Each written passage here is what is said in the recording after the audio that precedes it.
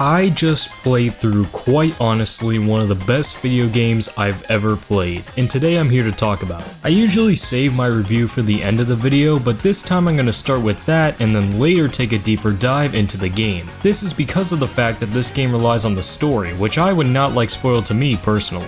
For some background on me, I absolutely crave the mainline Mario series, and I also enjoy the Mario Kart series, which is what I make most of my videos about. However, other Mario spin-offs have been extremely hit or miss for me. I grew up with Mario & Luigi Bowser's Inside Story, which I decently enjoyed. Because of this, I tried out the beginning of that series, Superstar Saga, which I was not the biggest fan of. The game was too slow, maze-like, and I didn't really care for the gameplay. This is why I have shied away from Mario RPGs in general. They're just not for me. But when the Thousand Year Door remake released, it was such a well-respected and enjoyed game that I just had to weigh it for myself. And I can now say that it blew me away. The characters are amazing, the story will keep you on the edge of your seat, there is plenty of content in the game, the music cannot be better, and there is a lot of variety in the gameplay along with a very customizable game experience. It gives you a familiar sight to behold while also throwing something new in the mix everywhere you look.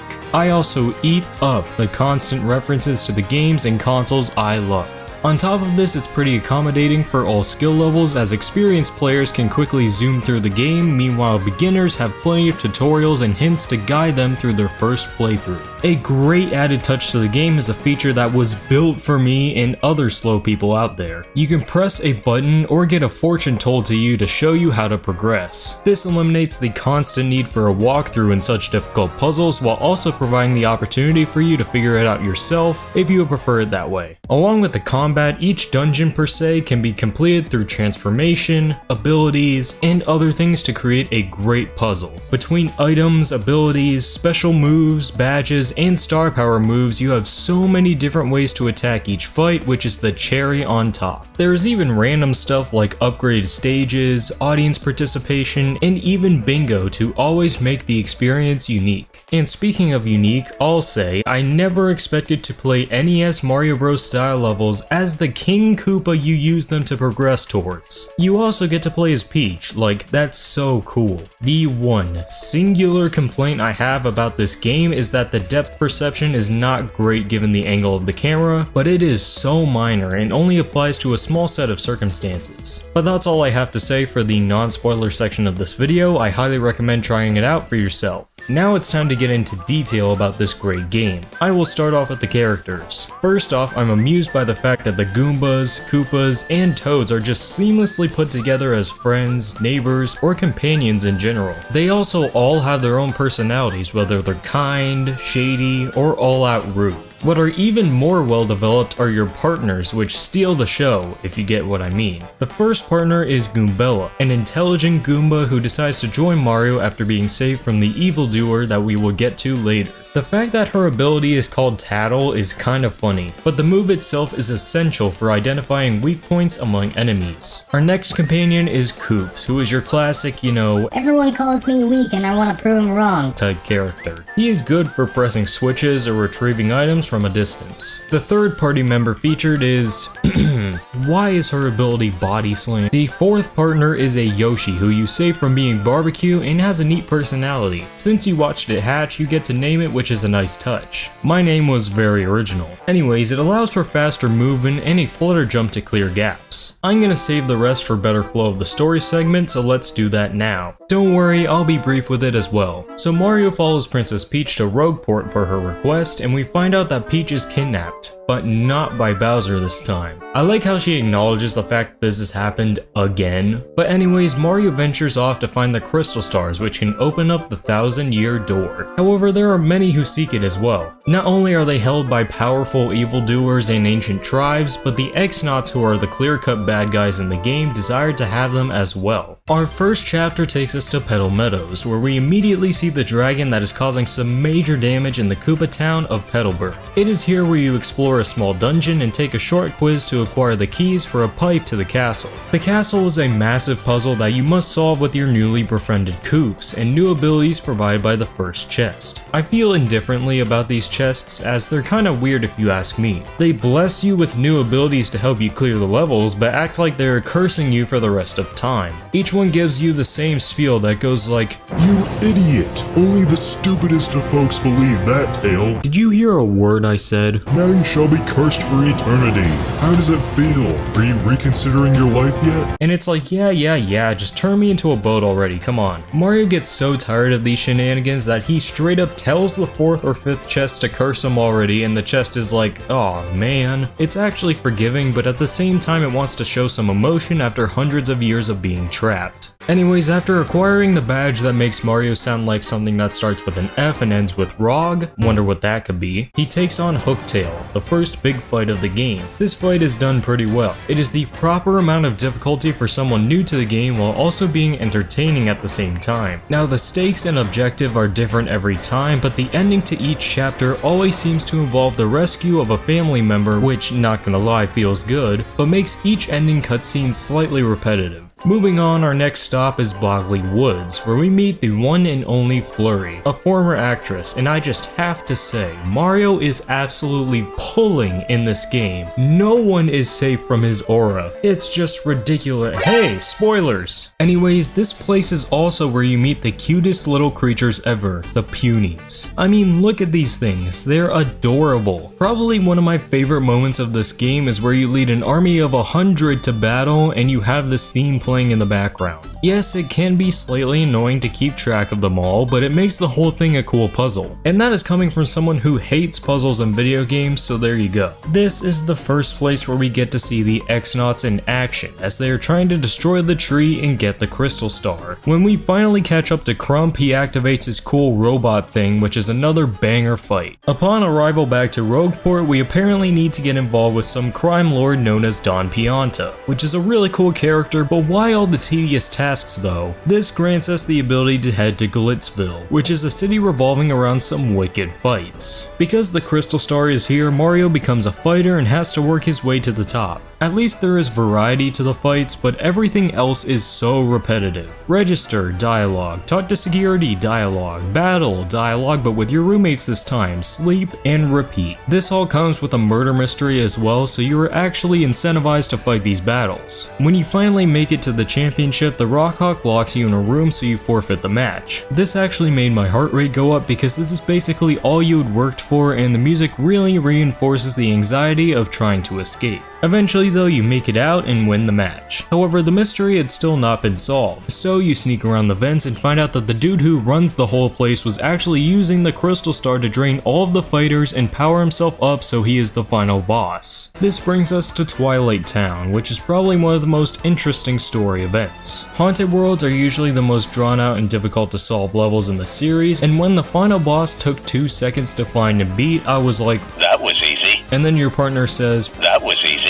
And I was like, oh crap. After the whole Crystal Star animation played, I thought I was either getting jump scared or my game crashed because nothing happened, and then I moved the stick and the weird Shadow Mario thing moved, and I realized I was now the evil being. The music is almost non-existent, which adds to the creepy atmosphere. You go back to town and boom, Mario jumps at you. We find out that the ghost guy had taken our body and damaged our reputation in the village, and until we guessed the name of it, it would stay this way. We later find out that one of the shadows who had been bullied by the others was left to find the bomb that wasn't even her fault. That's why it felt good when Mario recruits her and rids her of the terrible experience that she had been going through. After listening in on a few conversations with our new ability, we find out that the ghost's name is Dupless, and we go back to the haunted manor for the 1500th time. But a surprise awaits you. Because the ghost is now Mario, that means your companions that you had grown so attached to were turned against you, which plays on your emotions a bit. The second half of the section is really well written into the story. The next chapter features some really messed up characters if I'm being honest. First off, this bartender just lets a legendary captain of the sea mourn his wife's death for who knows how long before finally giving Mario the letter that brings him back. Then we have this captain here who was so annoyingly arrogant. Oh, Captain Bobbery is literally dying and wants this drink before he goes? Yeah, go get me food first. And I'm gonna be picky about it too. He has no concern for his crew either, which is disgusting.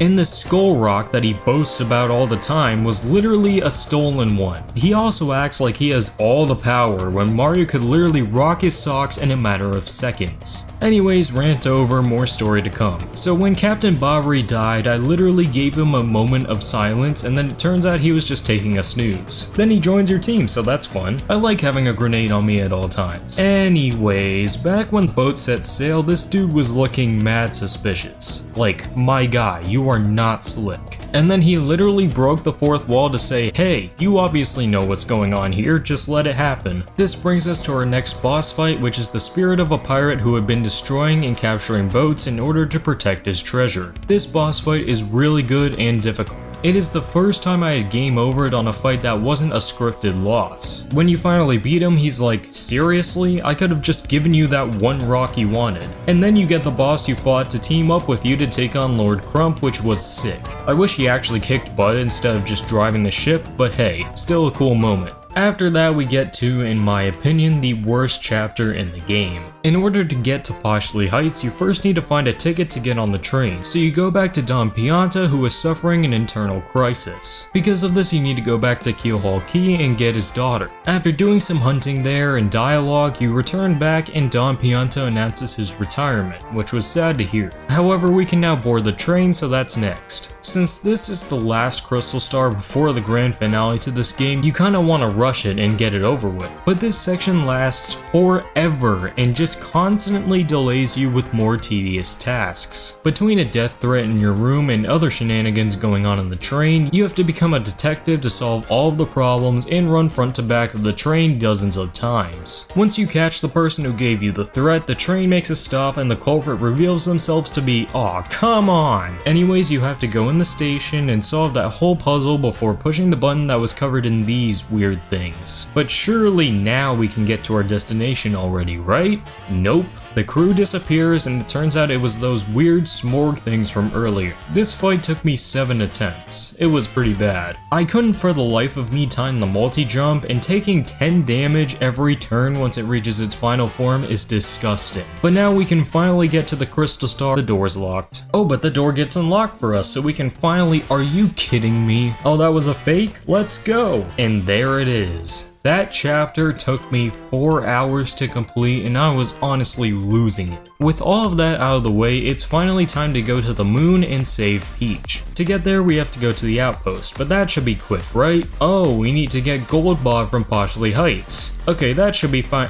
Wait a minute. Does that mean crap? I can't stand this train, but at least we can skip the ride this time. It also turns out we need to find General White. I saw him in Petalburg, but when I came back he was gone. Since I didn't want to waste any more time, I just looked it up and it turns out he's at the outpost this entire time. Thinking I outsmarted the game, I checked the house just to find nothing. I talked to the mayor and he told me he's in Petalburg. So I go there again and the elder says he's at Keelhaul Key. Then the bomb there says he's at Glitzville. And this goes on and on and on until he ends up back at the outpost. I get that they want you to look back at your journey, but that's what the player wants to do the least. They just want to beat the game, not spend an extra 45 minutes running around.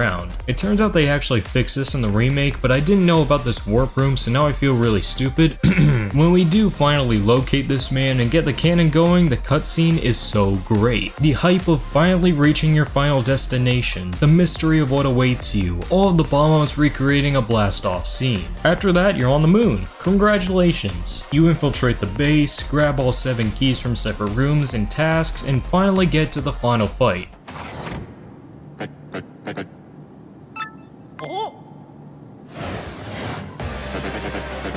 This isn't the final fight, is it? After blowing up Lord Crump's new toy, we set off to the 1000-year door for hopefully the last part of the game. Also, I just want to add, this door seems to close behind you. It may just be unlocked now, but spoiler alert, everyone in the kitchen sink follows in behind you. The Shadow Palace is a massive puzzle from start to finish with the most creepy setting. Even when you get into battle, the eerie music doesn't pause and continues in the background. There are so many bosses to fight in here as well, 6 to be exact. The first is Hooktail's brother, who couldn't care less about frogs. Then you have the Shadows along with Dupless, who never goes away. Then after that you have another quote-unquote final battle with Grotus, and this is a little bit annoying. You beat him and then he attacks multiple times outside of battle when he should be immobilized. Good news though, Bowser's here to save the day, and I just have to say, I love what he says here. What's a finale without a Bowser appearance? So true. Bowser spends the entire game being a side character that you get to play as 3 times in the Super Mario Bros. Style levels. He is always 15 steps behind you and seems irrelevant, and then you take him on at no HP, FP, or star power to really test your skills. If you thought that Bowser was the final boss, then you are again mistaken, because this dude, who should be dead, takes Peach to the demon and resurrects the Shadow Queen. Unfortunately, this game is so well known to the point where I already knew that Shadow Peach did exist, but if I hadn't already, this would be insane. After a certain point in this fight, the Shadow Queen fully emerges, causing you to be helpless. Nothing does damage, and there is no hope. But then, the crystal stars are set out to everyone you saw along your journey, reminding you of what it took to get to this point and show that everyone is at risk here, and you are doing this for them. It is so motivational and emotional at the same time. And then I lost, ending the world and everything with it. Thank goodness I'm the protagonist though. The only way I found this fight to be beatable was to spam all the buffs possible and then power bounce until the 150 HP monster finally was slain. And that's the story. Peach is saved and you have to say goodbye to everyone in Rogueport as you set off. What's also great is that you have so much to look forward to when coming back. Seeing your partners again, hunting for treasure, or just checking in on the bad guys who have now learned their lesson. The computer that Peach had also formed an attachment to survived getting reset as well, so that's nice. Now that I've been through the story, let me highlight some stuff that I like and dislike about this game.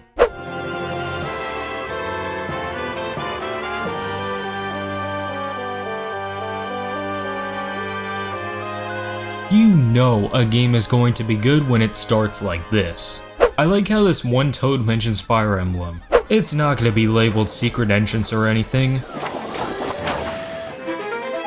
Now that's some attention to detail.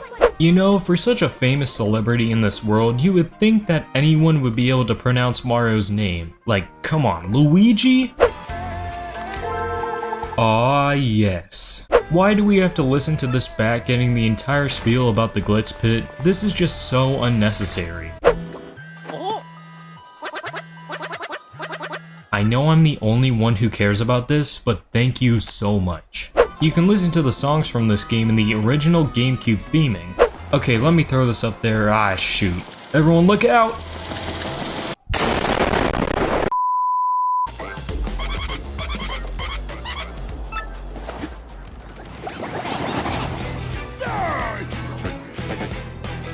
Yeah, this super destructive bomb, let me light it on fire. That's a great idea.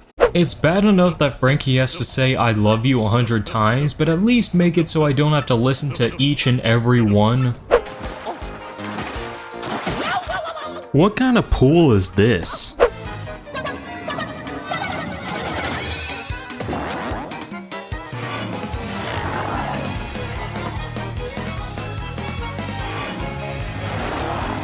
This should make sense, but it really doesn't. And that's Paper Mario: The Thousand-Year Door. I'm so glad that I took a chance with this game, and I would definitely give it an S tier in terms of video games out there. I can't wait to come back to it for the post-game. Thanks for watching this video, I hope you enjoyed, and I will see y'all in the next one. Have a good one.